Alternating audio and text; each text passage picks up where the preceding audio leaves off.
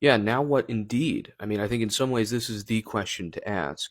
You see a lot of these videos on TikTok using All the Leaves Are Brown, California Dreaming, and it's a slideshow of a bunch of conspiratorial nonsense that leaves you wondering, who gives a shit?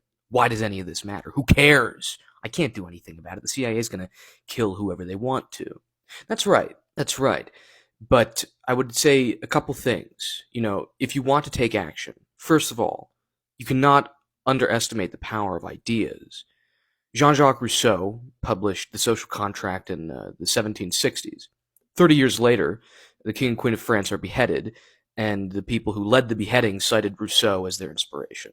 That's 30 years. Don't underestimate the power that knowledge can have on the course of history. Now, you could say, well, the CIA has all the most important knowledge already under lock and key, so they already got the upper hand on us.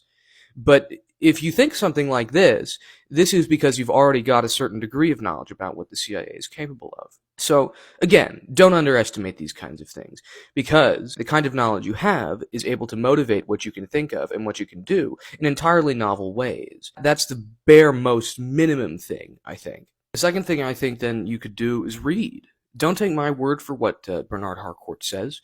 Don't take my word for what the CIA is doing. Read whatever people have published about this. Make sure it's from, academic sources. Don't read some garbage from some random dude's Substack. But that's what I would do. I would read from collegiate sources about this kind of material. Then I would use Zotero to aggregate all of your information. Keep references. Know what you're reading. Be able to cite it. And be able to stand behind what you're thinking. If you can't do that, who gives a shit? And finally, I would use something like Obsidian to graph the kind of knowledge you have attained.